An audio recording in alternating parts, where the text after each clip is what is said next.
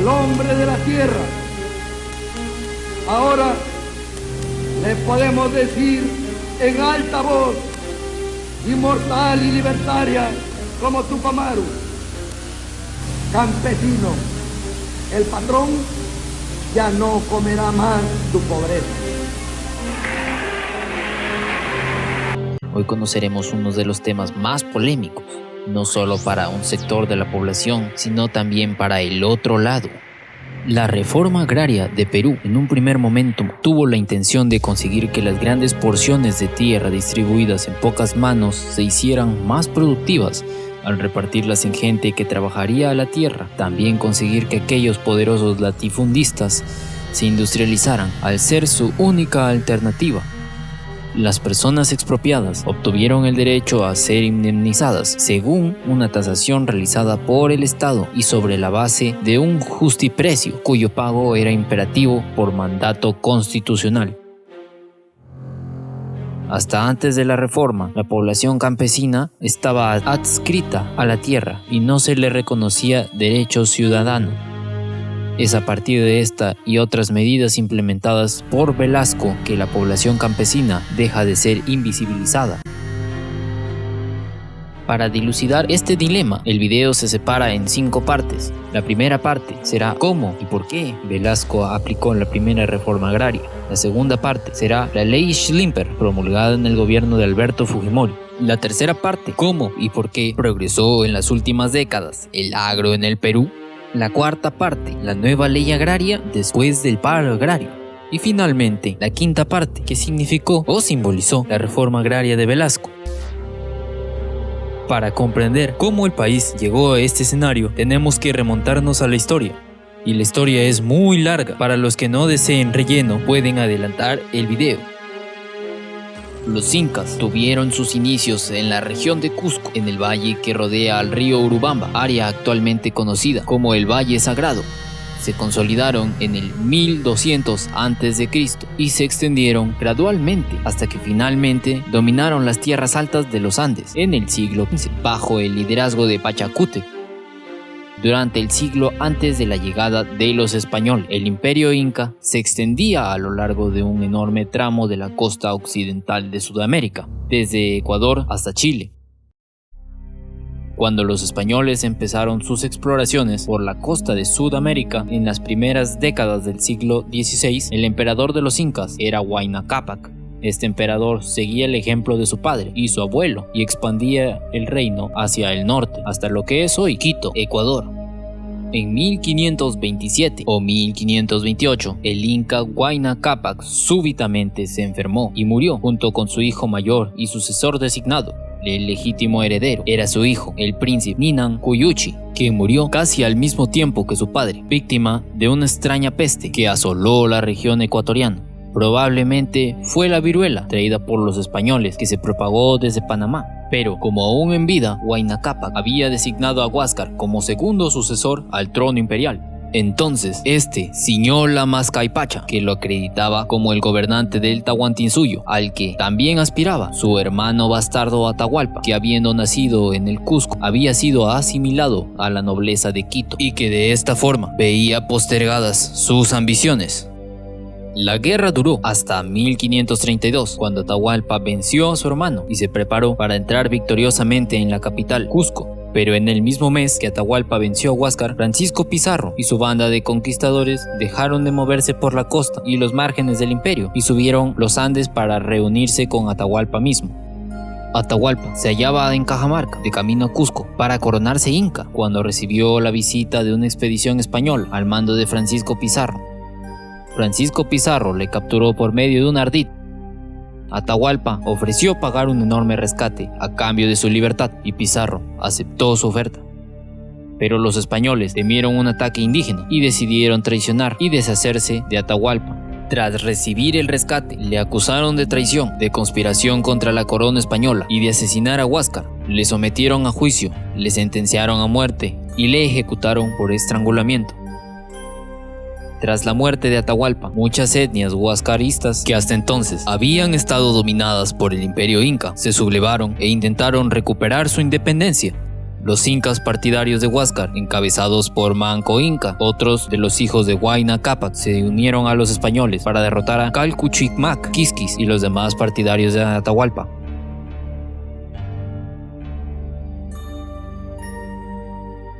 De esta manera caía un imperio, quizás el más poderoso en su tiempo en esta parte del mundo.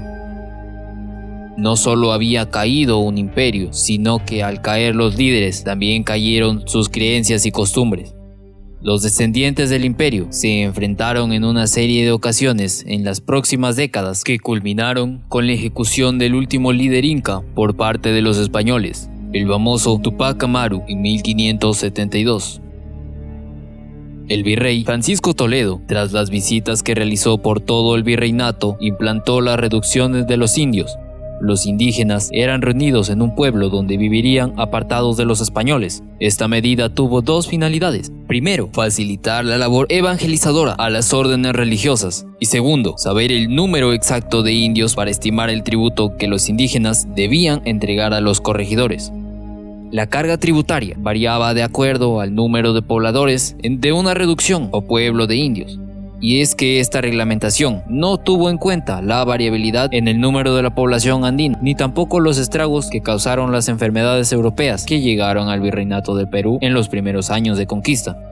Al llegar a la edad adulta, los indígenas debían o bien pagar un tributo en especias o en dinero, o aceptar mercaderías que los corregidores les entregaban, una especie de crédito forzoso, o por último, pagar su tributo a través de la mita minera.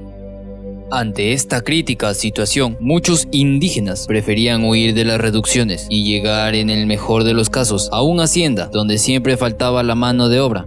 Otra forma de tributo fue la mita minera. Esta fuerza de trabajo distaba mucho de la mita prehispánica, pues los indígenas no recibían nada a cambio. Ya no era dentro de los cánones de reciprocidad, sino para cubrir con energía humana los pagos del tributo asignado. Para el siglo XVIII, muchos peruanos ya poseían ancestros indígenas y europeos, originando así una etnia conocida como mestizos. Además, los españoles importaron esclavos de África, por lo tanto, los esclavos y sus descendientes desarrollaron su propia subcultura en Perú. Estas nuevas generaciones de habitantes en Perú poco a poco se tornaron cada vez más resentidos con el gobierno español. En el año 1808, el control español sobre Sudamérica se debilitó cuando Napoleón derrocó al rey Carlos IV de la corona española. José de San Martín de Argentina y Simón Bolívar de Venezuela unieron sus fuerzas y contribuciones para ayudar a liberar a Lima del control español. Para 1824, Perú era una nación independiente. Sin embargo, la estabilidad política no llegó rápido. Después de que Perú ganara su independencia, una serie de líderes militares tomaron el poder. Hasta el año 1872 se eligió el primer presidente de manera adecuada. A principios del siglo XX, la llamada República Aristocrática se caracterizó por la monopolización del poder en las manos del Partido Civil, compuesto por los principales líderes económicos del país, hacendados, banqueros e industriales principalmente. Sin embargo, la dirigencia del Partido Civil también estuvo conformada por intelectuales, descendientes asimismo de la élite económica, pero cuyas carreras se desarrollaron en el mundo académico. La población indígena era vista como ignorante y mentalmente limitada. En aquellos años, Puno era uno de los departamentos de menor desarrollo industrial del Perú.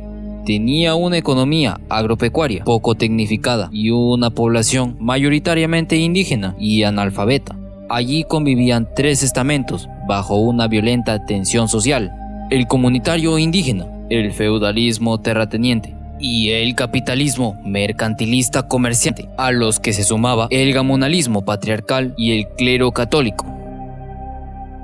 En el área rural, el boom de exportaciones de lana condujo a un nuevo ciclo de despojo de tierras de las comunidades indígenas por parte de viejas y nuevas familias terratenientes, un nuevo ciclo que alcanzó proporciones frenéticas en las primeras 2 décadas del siglo XX. En Puno, para finales del siglo XIX e inicios del siglo XX, aumentaron de 705 haciendas en 1876 a 3.219 haciendas en 1915. Una de las formas que utilizaron los gamonales para expandir sus haciendas fue el despojo directo de las tierras de las comunidades indígenas, y aquellos que se resistían terminaban confinados en la cárcel. El gamonalismo es un fenómeno republicano y criollo y surgió como resultado del debilitamiento del poder central durante la República aristocrática. Mientras en la capital gobernaba la oligarquía civilista, en el interior lo hacían los gamonales. Durante el siglo XX se implementa el dominio político, económico y social por los gamonales. Además de expandir sus dominios, implantaron el sistema semifeudal para fortalecer su control político, económico y eclesiástico, con características de servidumbre y racismo. La población indígena respondió al sistema gamonal con más de 40 rebeliones campesinas en las primeras décadas del siglo XX. Destacan dos antes de la rebelión de Huancho, Lima, el alzamiento de Juan Bustamante Dueñas de 1866 a 1868 y el de Teodomiro Gutiérrez Cueva en 1915, más conocido como Rumimaki. Las escuelas indígenas influyeron y fueron tomadas como un instrumento de liberación del sistema semifeudal implantado por el gamonalismo y respaldado por los gobiernos de turno y autoridades eclesiásticas. Los pobladores aymaras y quechuas de la zona andina del estado peruano decidieron educarse y generar escuelas rurales en todo el ámbito puneño, altiplánico, para ejercer las libertades civiles, concurrir directamente al mercado internacional de exportación de lanas y recurrir sin intermediarios a los poderes del Estado. Producto de la creación o expansión de las escuelas rurales, se considera el indigenismo agrupado en intelectuales, maestros y dirigentes, y se convierte en una de las principales propuestas al sistema educativo peruano a mediados del siglo XX. Para que se haga una idea, al principio de la República, los que tenían el capital, es decir, el dinero, eran descendientes de españoles que tenían conexiones con la clase alta española. Es decir, la República se fundó por un hombre de hombres racialmente blancos o criollos. Algunos estiman que solo habría representado el 3% de la población, y esa clase aún se sentían españoles. No lamentaban públicamente la independencia, porque ahora serían ellos quienes gobernarían Perú, pero se sentían más españoles que peruanos. En 2018, el rey de España, Felipe IV, visitó Perú. En su visita fue recibido en el Congreso, en la Sala Castilla del Palacio Legislativo. Recibió la medalla de honor en el grado de Gran Cruz de manos del presidente del Congreso, Daniel Salaverry.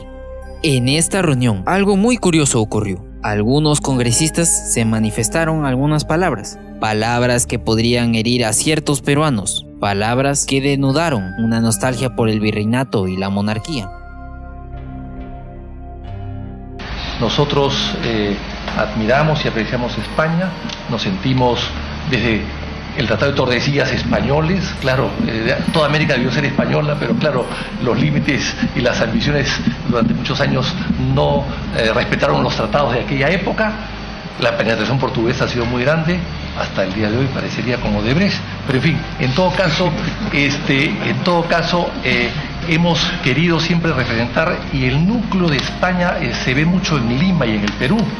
Durante 250 años hemos sido solamente dos virreinatos, México y Perú. Y después, los 50 últimos años de la independencia, antes de la independencia han sido 3 virreinatos en esta parte del sur. Pero básicamente el núcleo se conserva en México y en Lima, y creo que eso también hay que rescatarlo. Yo personalmente me siento muy ligado a España. Mi abuelo Vitronés Belaúnde luchó mucho por España, fue embajador de España, para su ingreso a las Naciones Unidas después de la Segunda Guerra Mundial.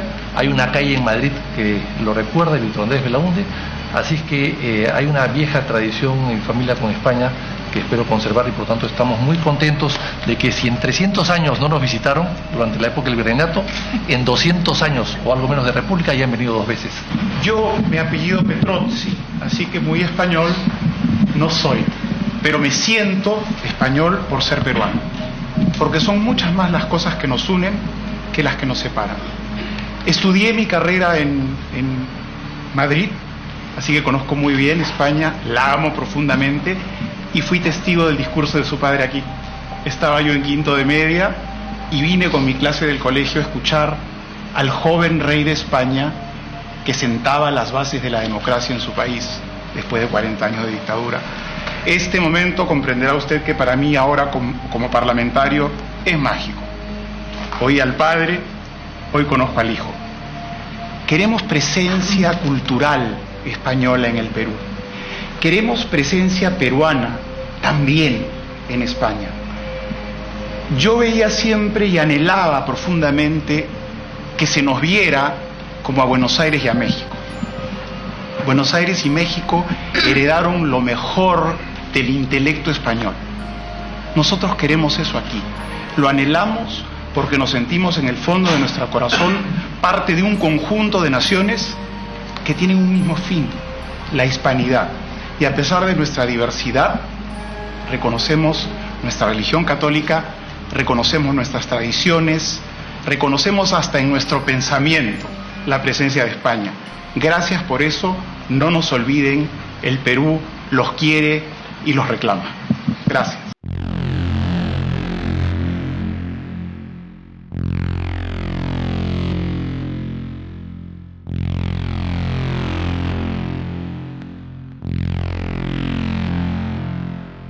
Para comprender la reforma agraria, primero tenemos que ubicarnos en el contexto internacional. La reforma agraria fue un proceso político y social ejecutado a nivel mundial. Muchos países, básicamente los llamados del tercer mundo, se sumaron a la nueva forma de distribución de la riqueza. Entre junio de 1969 y junio de 1979 se expropiaron más de 9 millones de hectáreas de tierra, que representaron unos 15.826 lotes, con las cuales se beneficiaron unas 370.000 familias. Entre los años 1900 y 1918, más de 1.114 haciendas, que representaban el 49% de la superficie agrícola del país, fueron adquiridas por 3 gigantes de la industria, los hermanos Larco, relacionadas con la familia de José A. Larco, Rowe y compañía, y los Gildemeister, familia de origen judío de Polonia. En total, estos 3 trusts, pertenecientes a 5 familias, poseían más de 11 millones de hectáreas. Entre junio de 1969 y junio de 1979 se expropiaron más de 9 millones de hectáreas de tierra, que representaron unos 15.826 lotes, con las cuales se beneficiaron unas 370.000 familias. Los propietarios de las tierras expropiadas fueron obligados a aceptar a cambio bonos de la reforma agraria de 3 clases, a pagar en 20 años, clase A, 25 años, clase B, y 30 años, clase C, que se pagarían con un interés anual del 4 al 6% al rebatir. En la actualidad se discute en los tribunales el actual valor de dichos bonos, cuyos principales propietarios son el Gramercy Funds Management de los Estados Unidos y el Banco de Crédito del Perú. La primera propuesta de reforma agraria en el Perú fue elaborada por la Comisión para la Reforma Agraria y la Vivienda, CRAV, formada en 1956 por el presidente Manuel Prado, en uno de los primeros actos de su gobierno. La CRAV fue presidida en un inicio por Pedro Beltrán, propietario de Montalbán, una hacienda moderna. En 1962, en plena Guerra Fría, los países latinoamericanos reunidos en Punta del Este, Uruguay, en la asamblea de la OEA, acordaron realizar reformas agrarias, motivados en parte por Estados Unidos, temeroso de que rebeliones campesinas pudiesen desembocar en revoluciones, como la cubana, con el riesgo de ampliar el área de influencia de la entonces Unión Soviética. En la Comisión Económica para la América Latina y el Caribe, CEPAL, advirtió que estas reformas eran necesarias, pues la concentración de la propiedad de la tierra tenía como consecuencias la estratificación social de la población rural latinoamericana en verdaderas castas cerradas, la miseria y las deficientes condiciones de vida para la mayor parte de ella. En 1963, durante el gobierno de la Junta Militar presidiada por Nicolás Lindley, se promulgó la Ley de Bases para la Reforma Agraria, que creó el IRAC, Instituto de Reforma Agraria y Colonización. e inició el proceso de la reforma agraria en el Valle de la Convención, Cusco. Al año siguiente, durante el gobierno de Fernando Belaúnde Terry, se promulgó la Ley de Reforma Agraria, que no incluyó a las grandes propiedades de la costa norte y tuvo problemas para ser aplicada.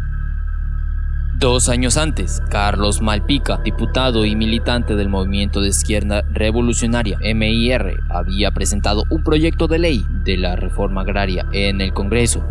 3 años después, publicaría un estudio sobre la situación del agro peruano en un contexto en el que ocurrían importantes invasiones de haciendas por campesinos. Allí criticó la propuesta de ley de reforma agraria de la Alianza Acción Popular Democracia Cristiana por ser muy semejante al proyecto Beltrán.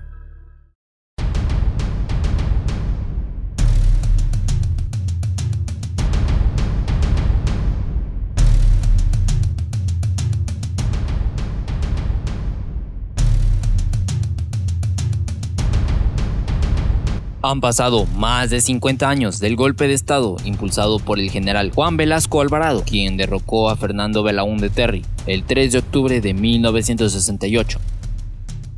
De esta forma, se instauró el gobierno revolucionario de las Fuerzas Armadas.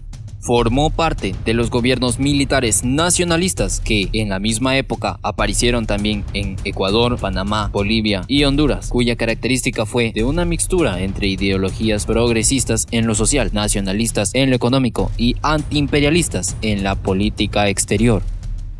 Así, en 1968 y 1970, el gobierno de Velasco lanzó unos 4.000 decretos con reformas estructurales, guiado por el denominado Plan Inca.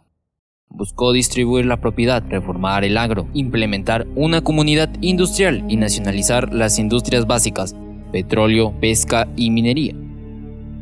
El 24 de junio de 1969 se promulgó el decreto ley número 17.716, con el cual se inició el proceso. Peruanos, este es un día histórico. Y bien vale que todos seamos plenamente conscientes de su significado más profundo. Hoy día, el gobierno revolucionario ha promulgado la ley de la reforma agraria y al hacerlo,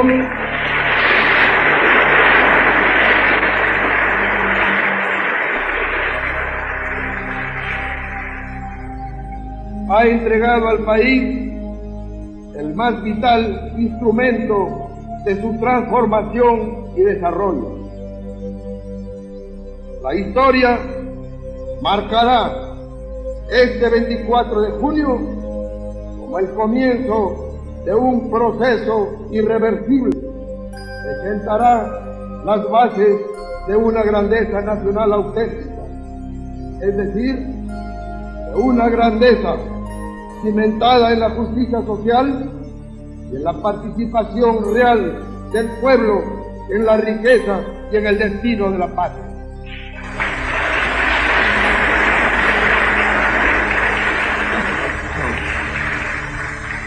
Hoy, en el Día del Indio, Día del Campesino, el gobierno revolucionario le rinde el mejor de todos los tributos al entregar a la nación entera una ley que pondrá fin para siempre a un injusto ordenamiento social que ha mantenido en la pobreza y en la iniquidad a los que labran una tierra siempre ajena y siempre negada a millones de campesinos.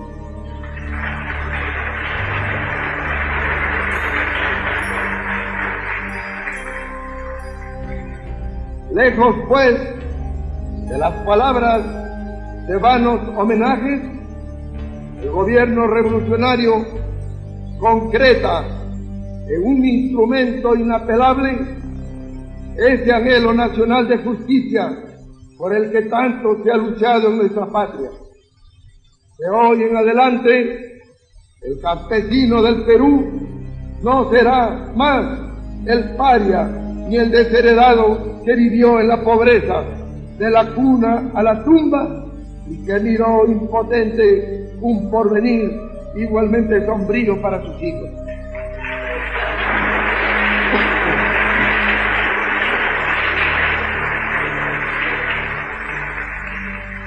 A partir de este venturoso 24 de junio, el campesino del Perú será en verdad un ciudadano libre, a quien la patria al fin le reconoce el derecho a los frutos de la tierra que trabaja y un lugar de justicia dentro de una sociedad de la cual ya nunca más será, como hasta hoy, ciudadano disminuido, hombre para ser explotado por otro hombre.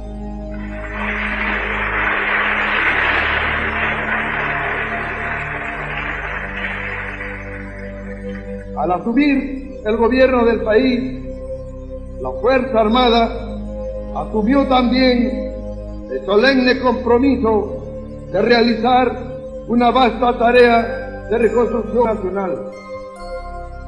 Nosotros siempre fuimos conscientes de la inmensa responsabilidad que contrajimos con la patria. Este no podía ser un gobierno más en el Perú y surgió con la vocación irrenunciable de ser el gobierno de la Revolución Nacional.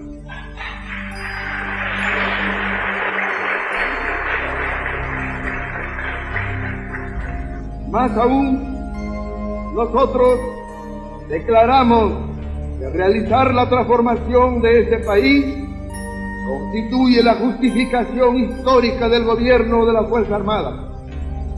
Vale decir, para la Fuerza Armada del Perú, la tarea de gobernar no fue entendida nunca como banal ejercicio del poder, sin rumbo ni propósito, ni tampoco fue entendida jamás bajo este régimen como acción continuista encaminada a mantener un ordenamiento social básicamente injusto, dentro del cual la mayoría de nuestro pueblo siempre fue mayoría explotada, mayoría en miseria, mayoría desposeída.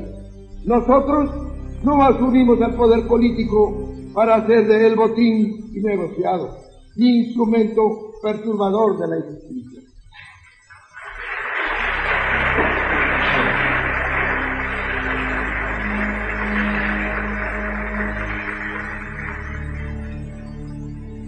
Todo lo contrario, nosotros asumimos el poder político para hacer de él herramienta fecunda de la transformación de nuestra patria.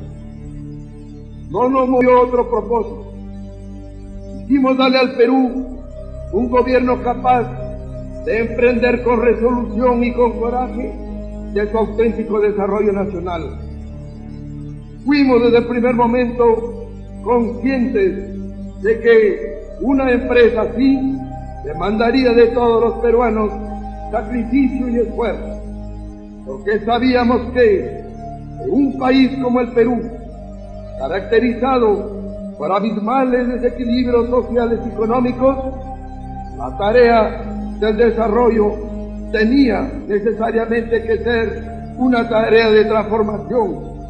Superar su desarrollo nacional significa por eso lograr un reordenamiento de la sociedad peruana y por tanto alterar las estructuras de poder económico, político y social de nuestro país.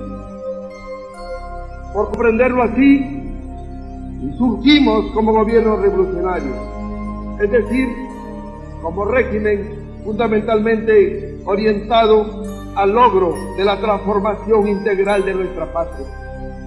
Solo así el Perú podrá superar su estancamiento y su retraso, que son ambos responsabilidad histórica de quienes hasta hace 10 meses detentaron el poder político en nuestro país. Fue por su inercia y su complicidad que nuestro pueblo no pudo en el pasado encontrar el camino de su justicia, ni el Estado pudo emprender una acción vigorosa destinada a elevar al país de su desarrollo en que lo sumieron sus malos gobernantes, sus políticos fariseos, sus grandes claudicantes.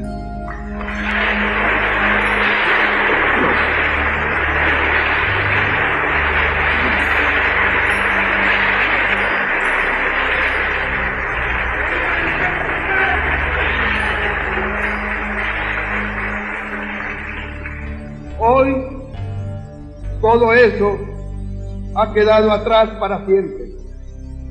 Hoy el Perú tiene un gobierno decidido a conquistar el desarrollo del país mediante la cancelación definitiva de viejas estructuras económicas y sociales que no pueden ya tener validez en nuestra época.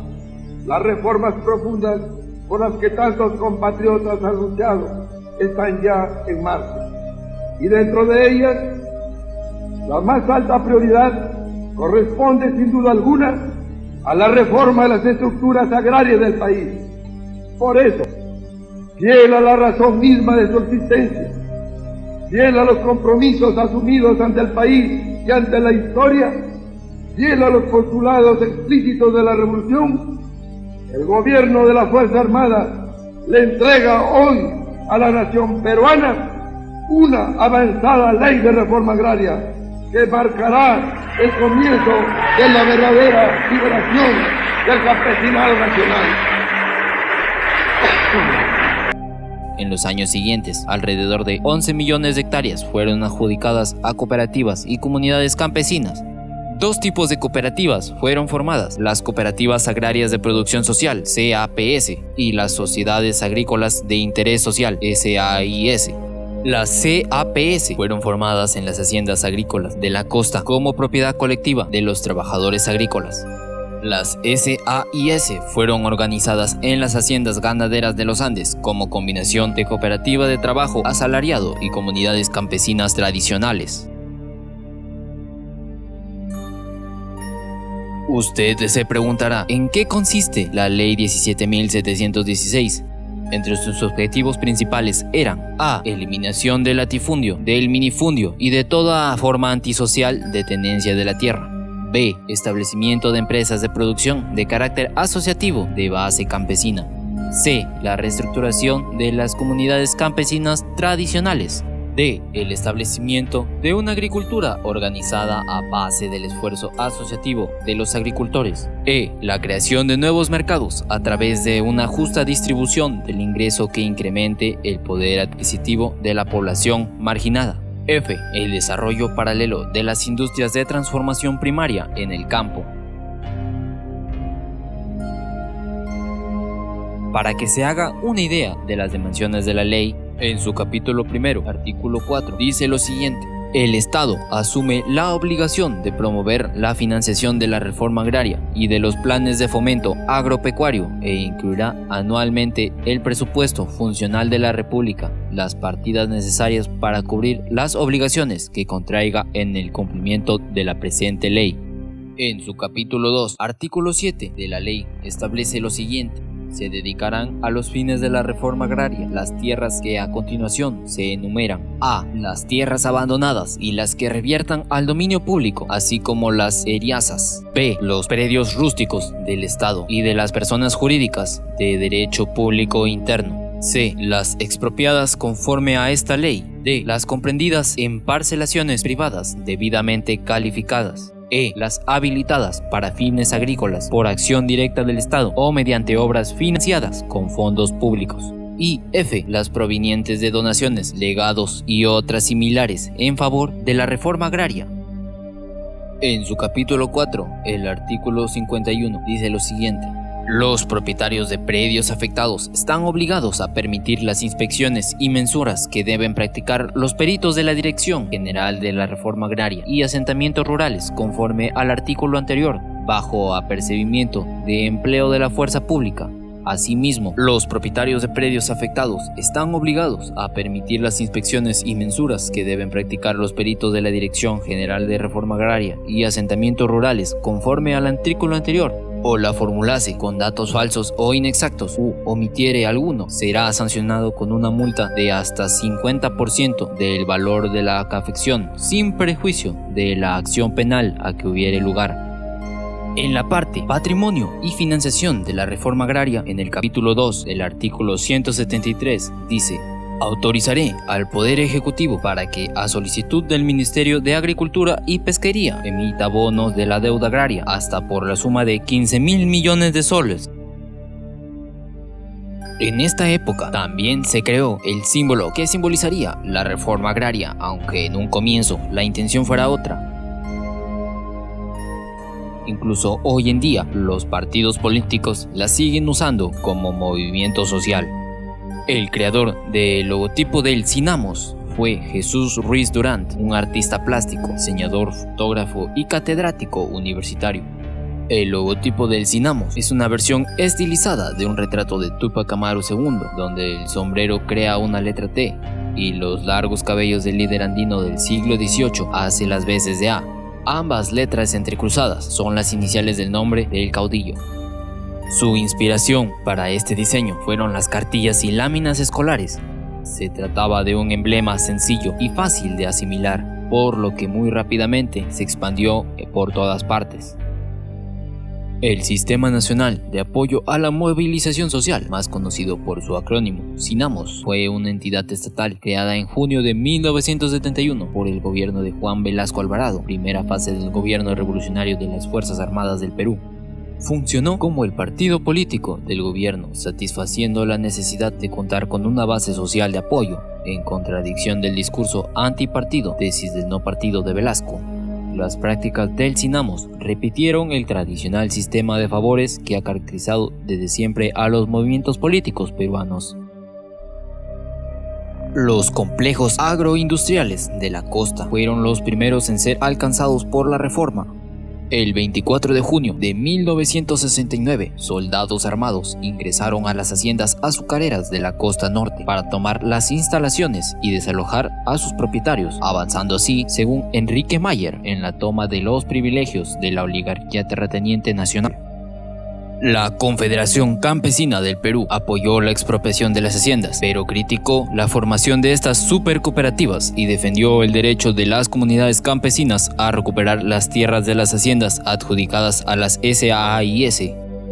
La Confederación Campesina del Perú es una organización campesina e indígena del Perú fundada en 1947. Desempeñó un papel fundamental en las luchas de las comunidades indígenas en la Sierra del Perú para recuperar sus tierras. En 1987, campesinos organizados en la CSP lograron recuperar 2 millones de hectáreas en el departamento de Puno.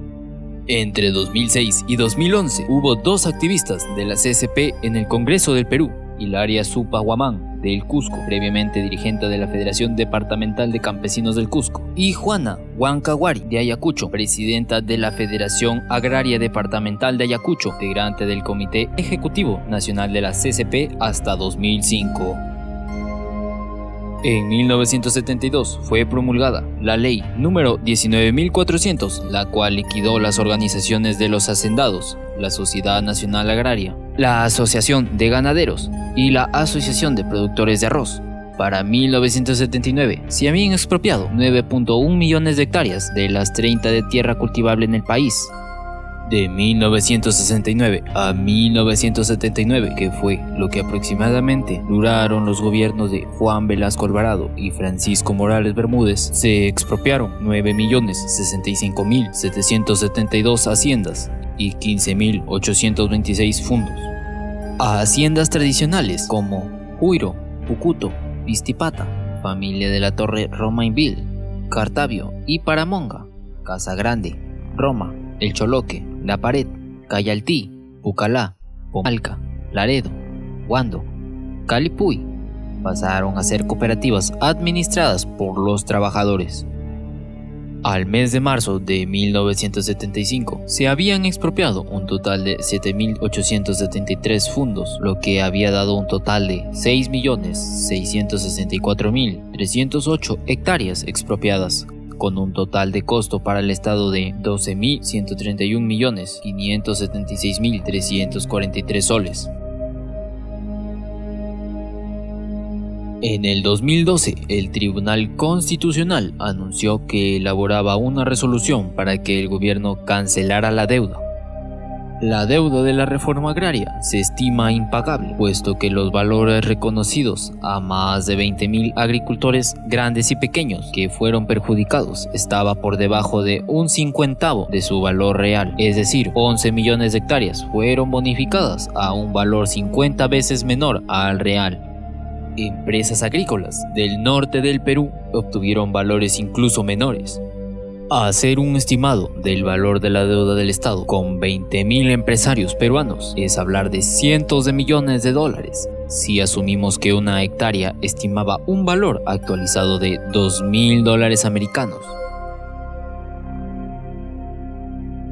La reforma agraria produjo una profunda transformación de la realidad del campo que permitió eliminar muchas de las causas de conflictos sociales del campo, los mismos que venían incubando desde la conquista, como hemos visto en este video, y que generaron condiciones delante del conflicto que podían derivar en una explosión social.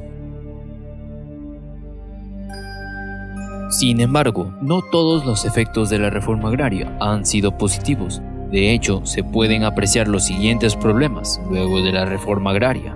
A. Las empresas agrarias de producción de carácter asociativas no lograron el nivel de eficiencia deseado. B. Ante el fracaso de las mencionadas empresas, la mayoría de ellas se han desintegrado, generándose un proceso masivo de parcelización individual a favor de los socios de estas empresas, lo que ha restado productividad y eficiencia a la explotación de las mismas. C. Eliminación del mercado de tierras. D. Descapitalización del campo. E. Parcelación y excesivo minifundismo. F. Eliminación de las empresas privadas en el agro, lo que disminuyó la inversión en nuevas tecnologías. Pero los problemas no acaban ahí. Para que se haga una idea, Dios Estado había expropiado, pero nada es gratis, se tiene que pagar lo expropiado. Los propietarios expropiados recibieron bonos de reforma agraria y algunos de ellos los invirtieron en otras actividades económicas, como es el caso del Grupo Romero. Otros retuvieron sus bonos y saludan la decisión de que se les pague, pero discrepan del método propuesto por el Tribunal Constitucional, que calcula la deuda en 1.300 millones de soles. Sin embargo, sus estimados son de 10.900 millones.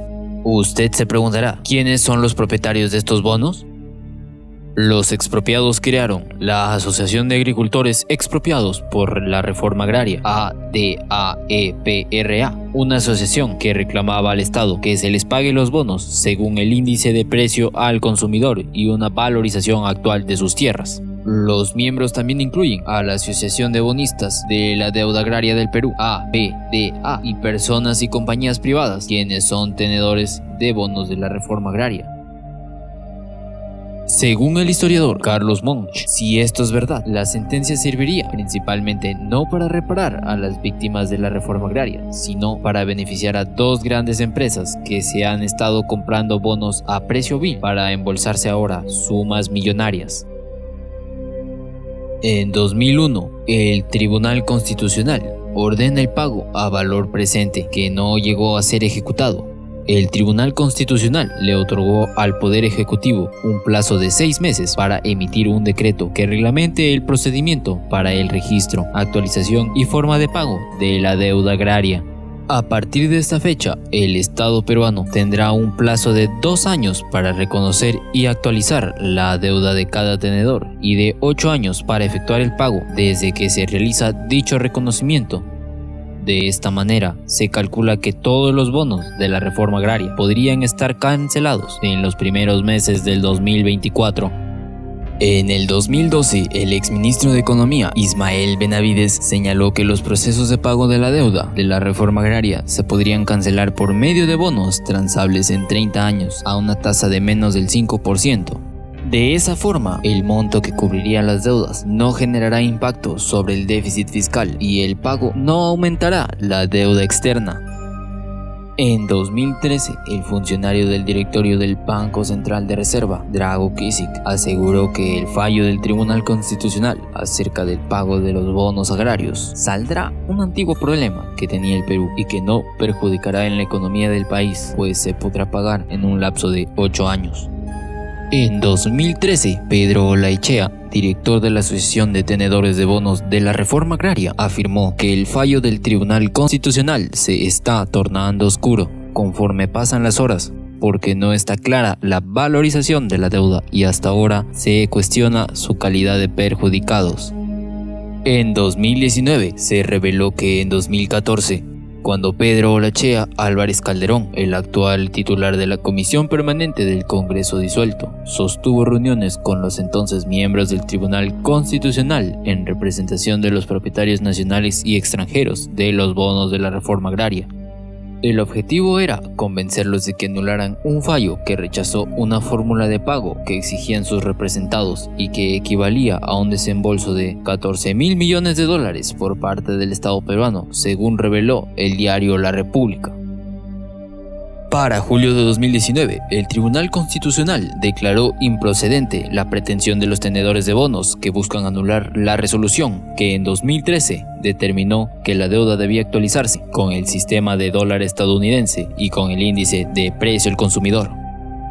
En 2015, la Asociación de Bonistas de la Deuda Agraria, ABDA, solicitó al Tribunal Constitucional que revise la forma de pago a los bonistas agrarios que solo cobrarían el 0,5% de la deuda, y posteriormente se deroguen los decretos supremos del Ministerio de Economía y Finanzas que establecen el recorte de la deuda en un 99,5%. Además, pidieron intervenir en el proceso para evaluar los nuevos criterios de pago. Luis Belloda, representante de la Asociación de Bonistas de la Deuda Agraria, indicó que el Ministerio de Economía y Finanzas está burlando el mandato de pago que impuso el Tribunal Constitucional para devolver un valor actualizado de las tierras. Se ideó una fórmula económica que pulveriza la obligación de pago y ofrece menos del 0,5% de lo que correspondería a cada una de las personas.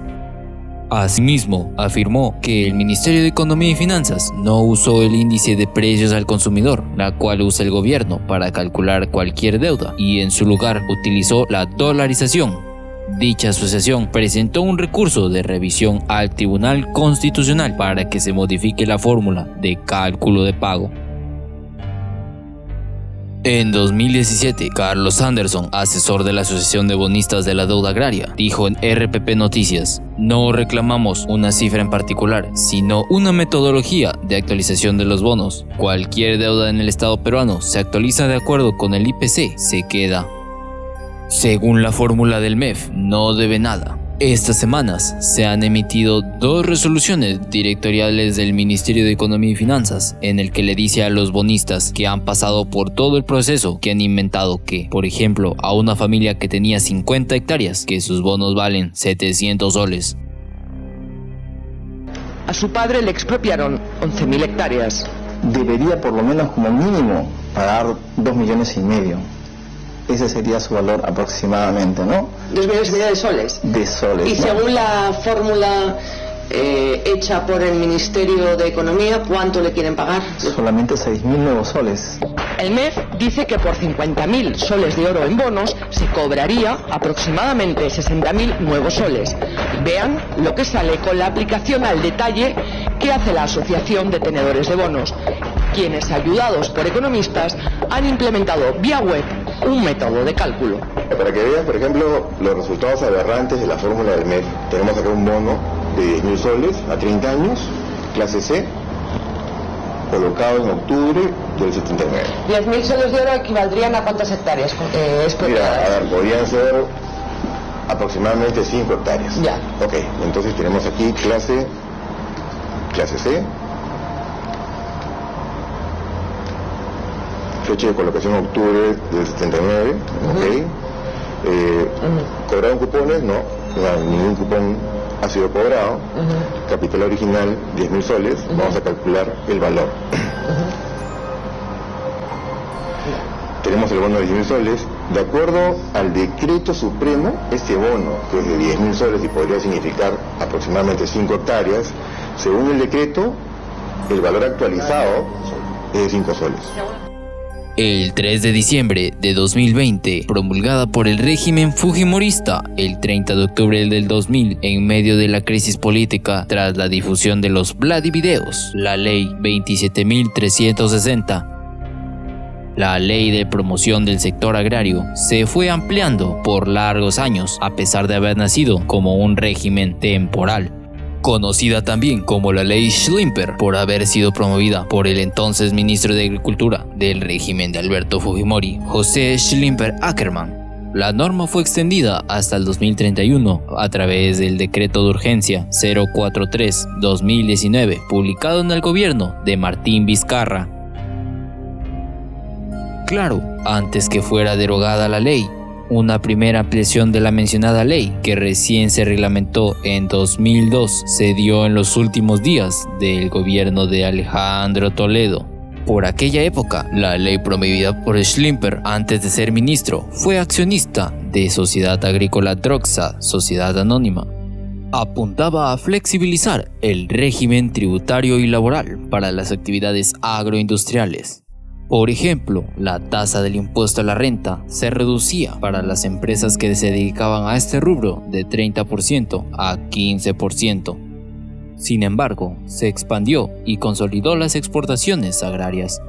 Como sabemos, en comparación, los derechos establecidos en el régimen laboral general, Decreto Legislativo 728, el trabajador agrario contaba con unas limitaciones de reconocimiento de derechos laborales, pero en el Decreto de Urgencia 043-2019 mejoró la entrega de ciertos derechos.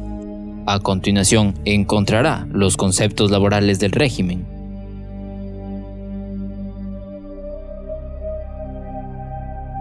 El 30 de octubre de 2006 se interpuso la demanda de inconstitucionalidad contra el artículo 7, numeral 7,2, literales A, B y C del título 3 de la Ley del Sector Agrario. En la sentencia recaída en el expediente 00027-2006-PI, el Tribunal Constitucional analizó la norma y consideró las consecuencias de generar un nuevo régimen laboral. En ese sentido, advirtió que se trata de una medida legislativa diferenciadora, mas no discriminadora, y que por tanto no vulnera el principio de derecho a la igualdad.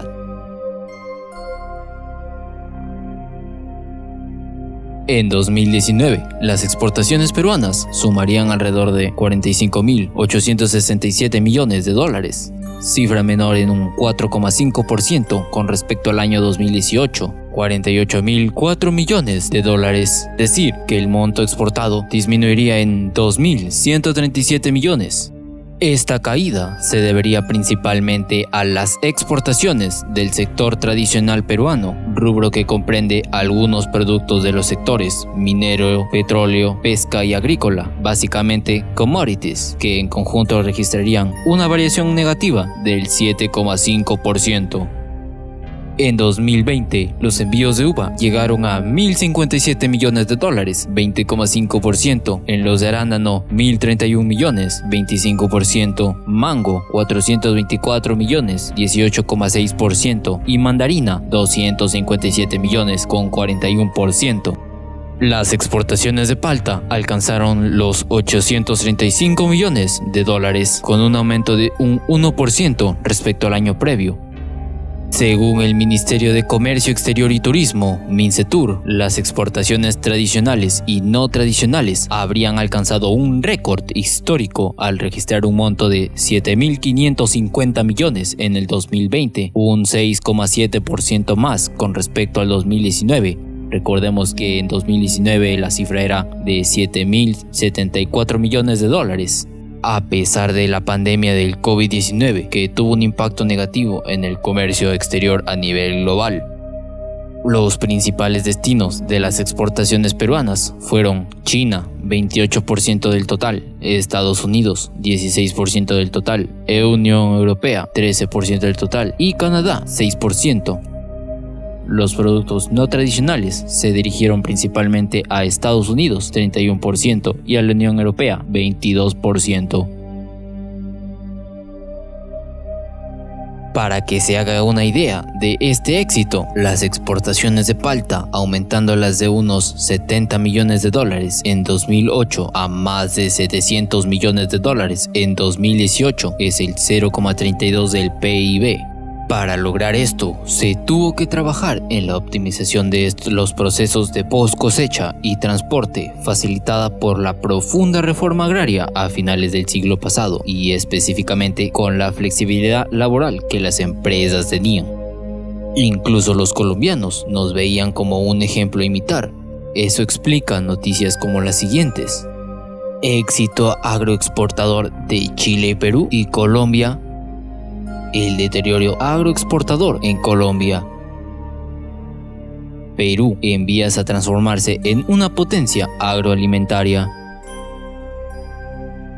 Las últimas 2 décadas, especialmente de las zonas costeras dedicadas a frutas y hortalizas y en zonas de selva para pequeños productores de café y cacao, el proceso agroexportador ha tenido un auge significativo.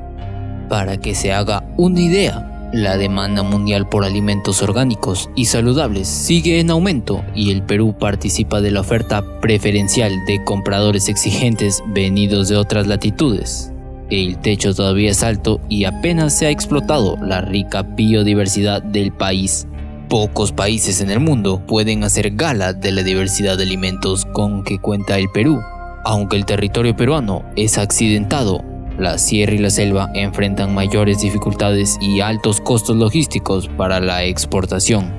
La enorme biodiversidad en la sierra y selva se convierten en activos fundamentales para promover un modelo agroexportador basado en esta diversidad y alto valor nutritivo y gastronómico de los productos andinos y amazónicos.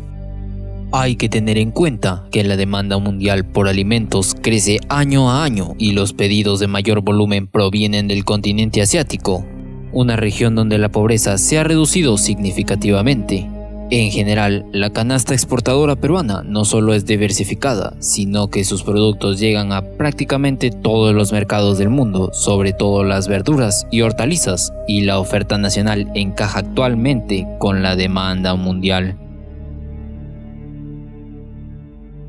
Para que se haga una idea, Perú ha tenido la evolución más rápida desde 2004 al 2016, superando a China e India, que también han empezado a crecer fuertemente en los últimos años. México y Chile en la región han crecido mucho menos en el conjunto de los 16 productos analizados. Es entonces evidente que el auge agroexportador peruano tiene elementos importantes de desplazamiento de otros competidores en los mercados mundiales.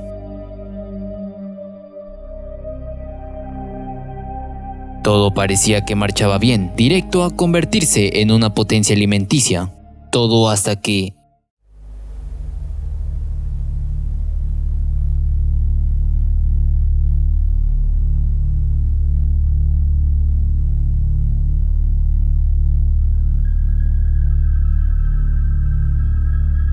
Desde el 30 de noviembre de 2020 comenzara una serie de protestas que inicialmente comenzó en el departamento de Ica. Los trabajadores pedían la derogatoria de la ley de promoción agraria, cuya vigencia había sido ampliada el año anterior en el gobierno del presidente Martín Vizcarra. Los manifestantes bloquearon la carretera Panamericana Sur desde la madrugada del día 30 e ingresaron a las oficinas de Senasa y de algunas empresas agroexportadoras, donde se registró ataques a la propiedad pública y privada y sustracción de bienes y productos agrícolas. Anterior a estas protestas, el 6 de noviembre, la entonces precandidata presidencial de la Alianza de Nuevo Perú y Juntos por el Perú, Verónica Mendoza, dijo: necesitamos una segunda reforma agraria en el país, en el sentido de reformar el Estado para que pueda impulsar políticas de apoyo a este sector estratégico, con programas de riego, con compras públicas, de asistencia técnica, de crédito barato, indicó durante una entrevista con Jaime Chincha. También afirmó que el Ministerio de Agricultura está pintado porque la Constitución no permite que intervenga en el mercado. El 1 de diciembre, la presidencia del Consejo de Ministros convocó a una mesa de diálogo con algunos trabajadores. Sin embargo, no permitieron la participación de los empleadores. Los voceros del Frente de Trabajadores Agrarios de Ica no asistieron a la mesa de diálogo. El mismo día, trabajadores de la provincia de Pisco y los sectores Parcona, Santiago y Tate se sumaron al paro agrario. Luego de ser instalada, la mesa de diálogo culminó sin acuerdos entre el gobierno y los trabajadores.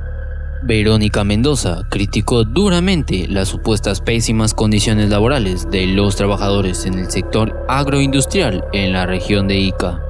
No se puede promover la agroexportación del siglo XXI con un régimen laboral del siglo XIX, dijo a través de su cuenta de Facebook.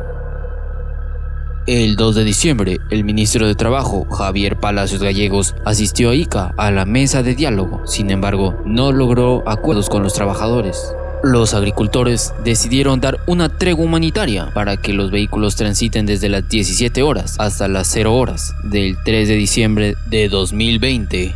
Luego de ello, se reanudó el bloqueo. A la ruta de la Panamericana Sur comienza a producirse desabastecimientos de algunos productos en la provincia de Ica debido a las protestas agrarias. Varios camiones cargados con mercancías quedaron varados en la Panamericana Sur debido a los bloqueos.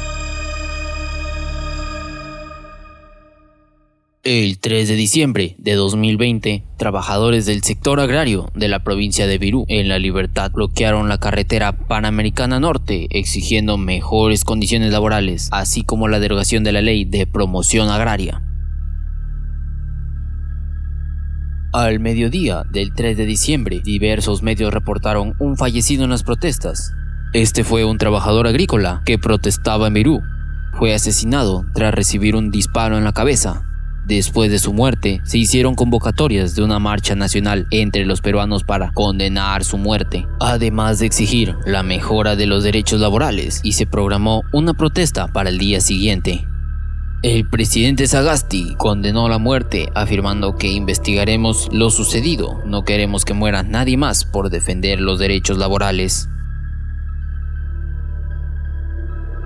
Durante la tarde del 4 de diciembre, el gobernador regional de La Libertad, Manuel Yempen, dio a conocer del fallecimiento de un joven de 23 años en un accidente vehicular.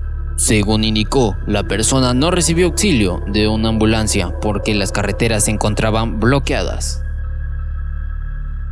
El 3 de diciembre, trabajadores de la empresa agroindustrial Pedregal en el distrito de Castilla en Piura iniciaron también un paro agrario exigiendo mejores condiciones laborales. Durante la madrugada del 4 de diciembre de 2020, trabajadores de Dow Run bloquearon la carretera central como medida de protesta para exigir al gobierno de Francisco Sagasti la adjudicación directa de los archivos de la empresa. Los trabajadores bloquearon las carreteras de Oroya a Huancayo, de La Oroya a Lima y de La Oroya a Tarma. Este mismo día, el Pleno del Congreso de la República aprobó derogar una ley de promoción del sector agrario número 27.360. Tras 5 días de protestas de los trabajadores agroindustriales que se realizan en distintos puntos del país, fueron 114 votos a favor, 2 en contra y 7 abstenciones que lograron derogar la también conocida como Ley Slimper. A aquellos congresistas que votaron en contra fueron Renan Espinosa y Marta Chávez, y los que se abstuvieron fueron Rita Yasta, Ditel Columbus, Carlos Mesías, Marcos Pichilingue, Erwin Tito, Gilmer Trujillo y Valeria Valer, todos de Fuerza Popular. Durante el debate, el vocero del Partido Morado, Daniel Olivares, indicó que este proyecto de ley propone no solo derogar la cuestionada norma, sino también crear una comisión multisectorial para que en 15 días construya una nueva ley con justicia social. El vocero del Frente Amplio, Lenin Checo, señaló que los manifestantes han salido a protestar no porque alguien los ha asusado, sino porque ya se han cansado de lo mismo. Por esto plantean no solo la derogatoria de esta ley, sino también un nuevo pacto social.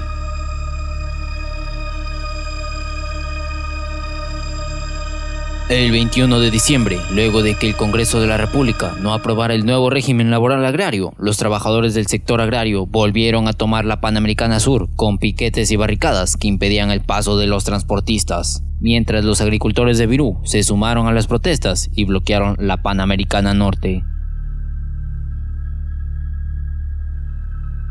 El 22 de diciembre se registraron enfrentamientos con la policía en la Panamericana Norte y Sur. Los miembros del orden intentaron desbloquear la carretera. Se reporta el uso de gas lacrimógeno y perdigones para dispersar a los manifestantes. El 23 de diciembre, los enfrentamientos entre los manifestantes y la policía se intensificaron. La Asociación de Gremios Agrarios Productores del Perú anunció la suspensión de sus operaciones por el paro. La Policía Nacional del Perú logró desbloquear la Panamericana Sur, así los vehículos varados comenzaron a circular. El 24 de diciembre no se registraron mayores incidentes debido a que la policía resguardó la Panamericana Sur para evitar nuevos bloqueos por parte de los manifestantes.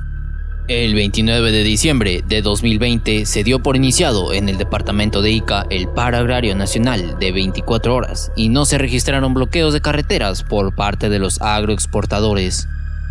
El día 29 de diciembre, el Pleno del Parlamento aprobó con 58 votos a favor, 32 en contra y 29 abstenciones el texto sustitutorio de la Comisión de Economía liderada por Antonio Noboa de Acción Popular en torno a la nueva ley del régimen laboral agrario. La norma indica que la remuneración básica de los trabajadores agrarios no puede ser menor a la remuneración mínima vital, es decir, 930 soles. Y las gratificaciones legales equivalen al 16,66% de la remuneración básica y la compensación por el tiempo de servicios equivale a 9,72% de la remuneración básica.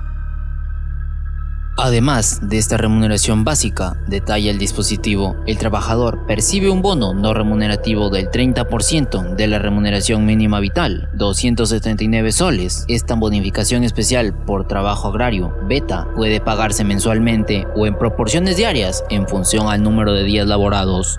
A su vez, la norma dispone que la jornada laboral no debe exceder de 8 horas por día o de 48 horas por semana y que los trabajadores del sector agrario participen del 5% de las utilidades de sus empresas entre los años 2021 y 2023, del 7,5% entre los años 2024 y 2026 y del 10% de las utilidades a partir de 2027. Sumado a ello, la ley establece que las compañías cuyos ingresos netos no superen las 1.700 UITs, o sea, 7,5 millones de soles, pagarán una tasa del 15% de impuesto a la renta entre los años 2021 y 2030. Desde el 2031 en adelante, pagarían la tasa de 29,5% del régimen general. Y las empresas con ingresos netos que superen las 1.700 unidades tributarias pagarán 15% de impuesto a la renta entre los años 2021 y 2020, 20% en 2023 y 2024, 25% durante el 2020 y 2025 y del 2028 en adelante pagarán la tasa del 29,5% del régimen laboral.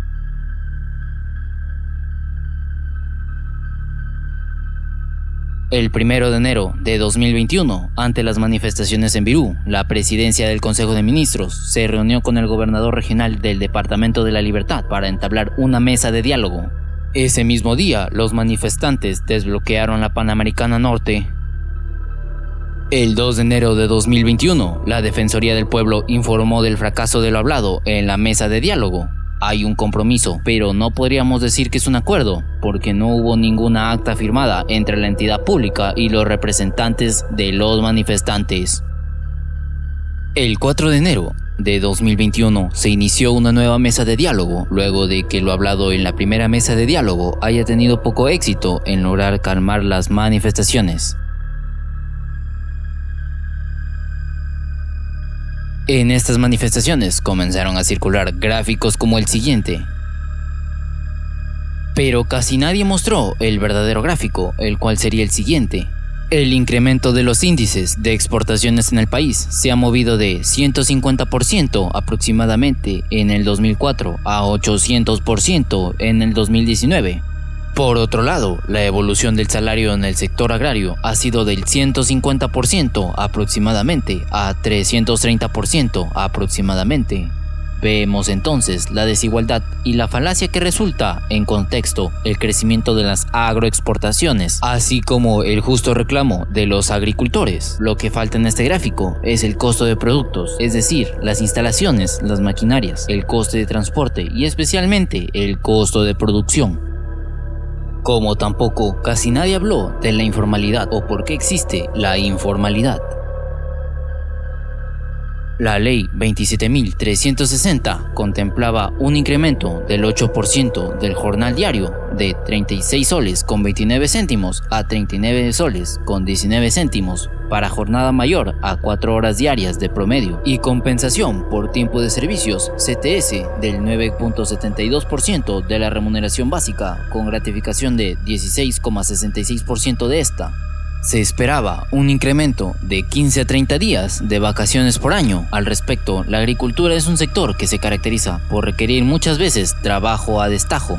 Se esperaba incremento de la indemnización por despido arbitrario de 15 a 45 ingresos diarios por cada año completo de servicio. Ante ello, el mayor reclamo de los agricultores se refiere al sistema de servicios que consta de 2 métodos.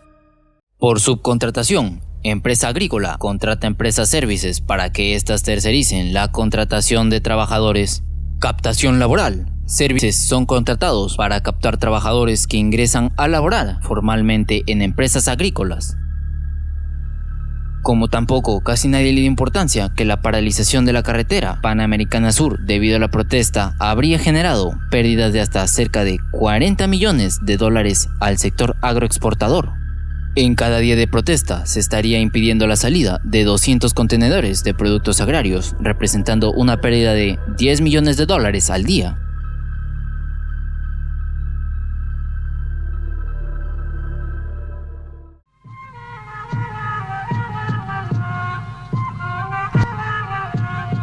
Pero con todo esto que simbolizó la reforma agraria de Velasco, ¿era necesaria una reforma agraria? ¿Cómo vivían los originarios antes de la reforma agraria de Velasco?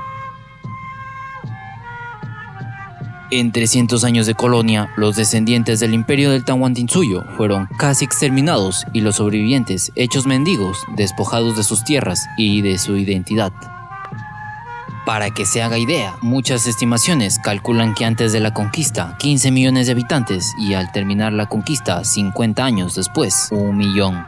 Pero en la época de la colonia bastaba con ser creyente para alcanzar cierto estatus social. Pero en la época de la república no fue suficiente con ser creyente de una religión, sino que ahora debías de tener la piel blanca. Después de la reforma agraria, la religión y la piel blanca no fueron suficientes, sino que ahora debes de tener dinero y estudios, o al menos alcanzar ciertos logros empresariales o académicos.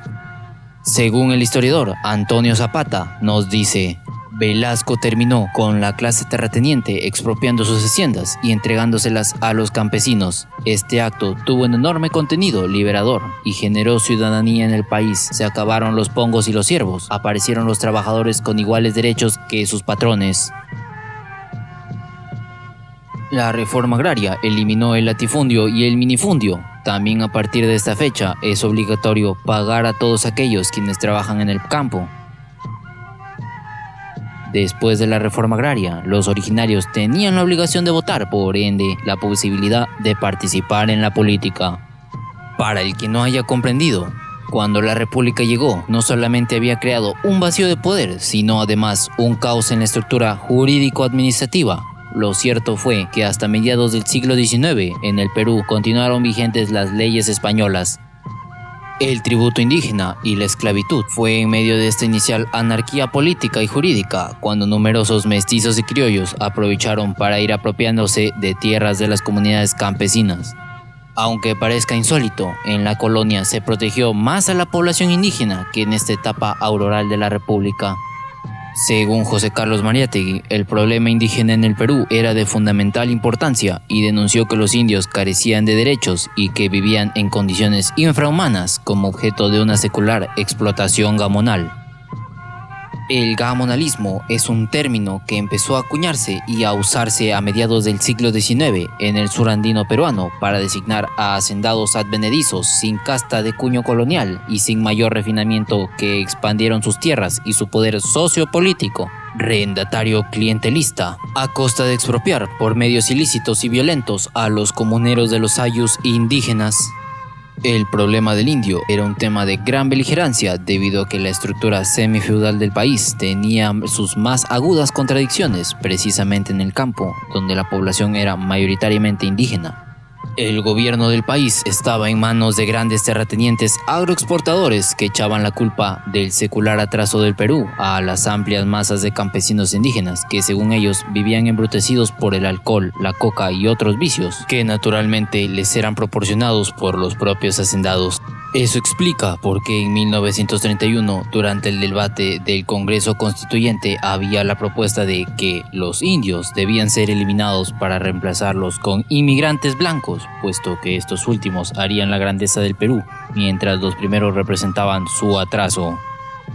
Los gamonales no reconocían que estaban usurpando las tierras comunales indígenas y recurrían a argumentos racistas, nacionalistas y anticomunistas para justificar sus acciones y atacar tanto a los indígenas como a los indigenistas. En su argumentación racista, acusaron a los indigenistas de que sus revueltas eran el principio de una guerra de castas que tenía como objetivo final restaurar el imperio del Tahuantinsuyo. De acuerdo a los gamonales, los indios racistas habían conspirado para diezmar a la población blanca y apoderarse de las propiedades que los gamonales habían adquirido legalmente en las provincias. Para los gamonales, los indios eran ociosos y viciosos, consumidores de alcohol y coca. Esta imagen del indio, como un ser inferior y degenerado, lo descalificaba como miembro de la nación y a la vez reforzaba la idea de un gamonal superior. Además, justificaba su explotación y el enriquecimiento de los gamonales a expensas de él. La imagen negativa de los indígenas se reflejó en las acciones del gobierno. Los gamonales fueron capaces de establecer y asegurar su posición hegemónica usando un discurso agresivo que calificaba a los indios como un otro, anónimo y salvaje, y actuando en contra de ellos, usurpándoseles la tierra o reprimiendo sus rebeliones con mucha violencia. Históricamente, los gamonales habían tenido el poder económico, social y político para producir un conocimiento sobre los indios. Una vez más, en los años 20, el poder de los gamonales convirtió en una arma política su cuerpo de representación del indígena. Por un lado, la narrativa de los gamonales ayudó a formar y justificar su propia agenda económica, social y política. Por otro, esta relación entre conocimiento y poder capacitó a los gamonales para sobrevivir en la nueva coyuntura política del gobierno de Leguía. Los indigenistas también denunciaron las diferentes estrategias que los gamonales utilizaban para usurpar ilegalmente las tierras indígenas y clasificaron a este grupo según las modalidades empleadas. Por un lado, estaban los gamonales letrados, que fraguaban documentos legales para apropiarse de los derechos de propiedad de las tierras indígenas, o que con engaños hacían firmar papeles a los indios analfabetos, en los que estos renunciaban y cedían a sus derechos a la tierra. Por otro lado, figuraban los bandoleros, que usaban directamente la violencia física para intimidar a los indios. El hecho es que la reforma agraria continúa siendo un tema polémico por al menos 4 razones. En primer lugar, porque los reclamos del pago de la deuda agraria originada en la expropiación de haciendas lo han cobrado nuevos bríos. En segundo lugar, porque aún hay procesos judiciales, no muchos, es cierto, de expropietarios que tienen la esperanza de que sus tierras les sean devueltas. En tercer lugar, porque los neolatifundistas y sus defensores tratan de curarse en salud, demonizando la reforma agraria y toda iniciativa que pretenda regular el tamaño de la propiedad. Finalmente, porque la ideología liberal no puede admitir restricciones al derecho de la propiedad privada. Casi siempre de lo único que se suele hablar es de la expropiación. Tampoco se suele reconocer que Velasco evitó que Sendero Luminoso fuera aún más peligroso. Si Velasco no hubiera llevado a cabo la reforma agraria en la manera que se llevó a cabo, Sendero Luminoso u otros grupos terroristas hubiera sido aún peor de lo que ya fue. Es muy difícil saber qué hubiese pasado, pero el campesinado hubiera seguido teniendo por encima a los gamonales y terratenientes de antaño. Probablemente una ideología como la de Sendero Luminoso hubiera tenido mayor poder de atracción, mayor capacidad de ganarse al campesinado para su causa. En fin, la guerra campesina habría sido de una dimensión muy superior. El ejemplo más claro podría ser en Colombia, donde no hubo reforma agraria y allí las guerrillas de las FARC tuvieron más llegada o logró obtener más poder que en los pueblos campesinos, aunque el caso es muy diferente al peruano.